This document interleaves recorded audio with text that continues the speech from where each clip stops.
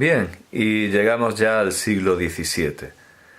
En el siglo XVII habrá algún modelo septentrional como lo fue Erasmo, y en este caso será el francés Michel de Montaigne, Michel de Montaigne, el señor de Montaña, como lo llama Quevedo, que es su seguidor. Pero ante todo, tendremos un modelo meridional, prácticamente español. Escribe en italiano, pero en una zona siempre dominada por España, que es el poeta Giovan Battista Marino, a quien admiran todos los poetas del siglo XVII. Lo admira Góngora, lo admira Quevedo y lo admira Lope de Vega, que es su coetáneo.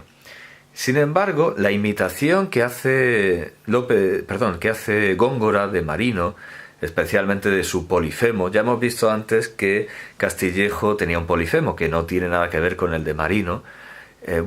Hay otros poetas, Barahona de Soto, que también imita o preceden a Góngora, pero lo que hace Góngora con su Polifemo a Lope de Vega lo trastoca y entonces se convierte en su enemigo literario. Cierto es que, a pesar de que Lope de Vega admira también a Marino, que no se justifica. A pesar de que Lope de Vega admira a Marino, critica su imitación. Puede que haya aquí algo más personal que poético, como se verificó con Calderón, porque Calderón, que es el grandísimo dramaturgo, filósofo, creador de la ópera española, un autor de primerísimo orden, en toda su vida Lope de Vega solo le dedica un verso elogioso, porque le tenía guardada una cuestión personal, porque Calderón entró en el convento donde estaba su hija, que también era escritora, Sor Marcela de San Félix, la hija de Lope de Vega, persiguiendo a un actor que había intentado asesinar, que le había pegado una puñalada a su hermano. Y eso se lo guardó toda la vida. Entonces puede que con Góngora pasara algo parecido.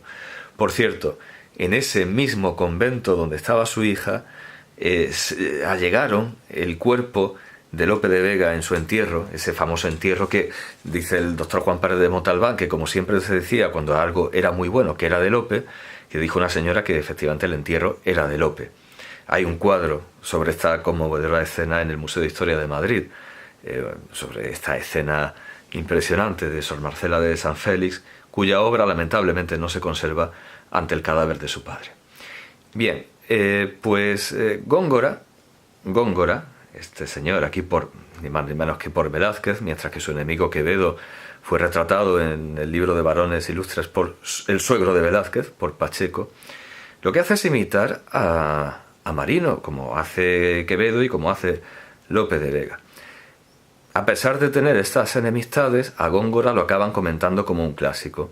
Empieza Cascales, que hace esa famosa disyuntiva entre el Góngora príncipe de luz y príncipe de tinieblas, y siguen Antonio de Valencia, que es importantísimo porque es uno de los primeros autores en decir que las brujas no existen, José Pellicer, un gran erudito, y en el siglo pasado, Dámaso Alonso, que lo comentó como si fuera como se comentan los clásicos grecolatinos.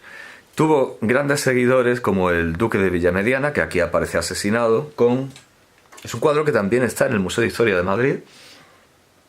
Todos los cuadros historicistas del XIX sobre nuestros grandes escritores parece que están allí.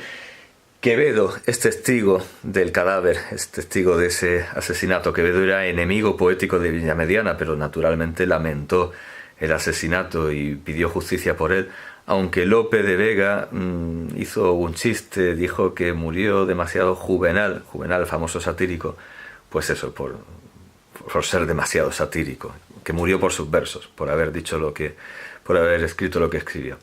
Y bien, la última gran seguidora de Góngora con la que termina el siglo XVII es Sor Juana Inés de la Cruz, cuya obra más importante es El sueño. Por lo tanto, sí que es cierto que el barroco es un periodo de fantasía, noche, sueño e irrealidad.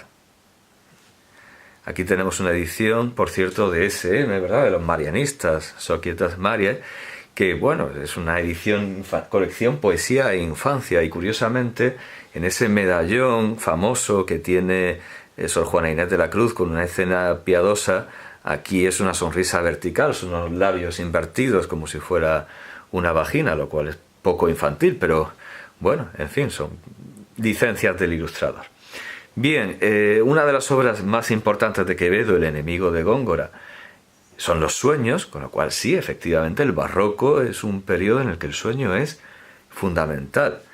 Pero resulta que la ilustración, o clasicismo, más bien neoclasicismo, porque es un movimiento que si viene de Francia, pues viene del clasicismo del siglo XVII, que seguía las normas de Trissino, las tres unidades, ese clasicismo ficticio que no era como eran los griegos y los romanos.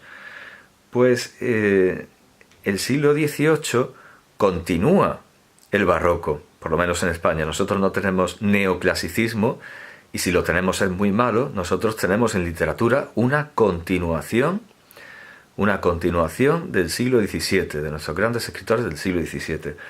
Pero no solo nosotros, sino también los ingleses, porque Lawrence Sterne, el autor de Tristram Shandy, de obras importantísimas para la historia de la humanidad, para la historia de la literatura universal, sigue a Cervantes. Su modelo es Cervantes. Y Jonathan Swift también, el gran Swift, el de Anne Swift, el satírico, también su modelo es Cervantes, siglo XVII. Y si vemos aquí la historia de Joseph Andrews, de Fielding, el Fielding importante, no es la del diario de Bridget Jones, sino el humorista inglés Fielding importante. Pues aquí lo dice claramente, escrito a imitación de Cervantes, a imitación de la manera de Cervantes, autor de Don Quijote. Ese es el siglo XVIII, esa es la ilustración en literatura, una continuación de Cervantes. El gran modelo es Cervantes.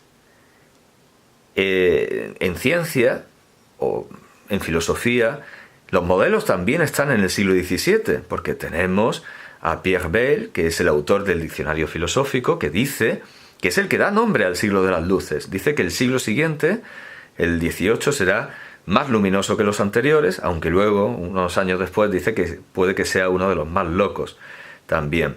Y en cuanto a ciencia, pues el gran modelo es Sir Francis Bacon de Berulamio, Lord Berulamio, Lord Bacon, que es también de siglos anteriores, toda su parafernalia del siglo XVI.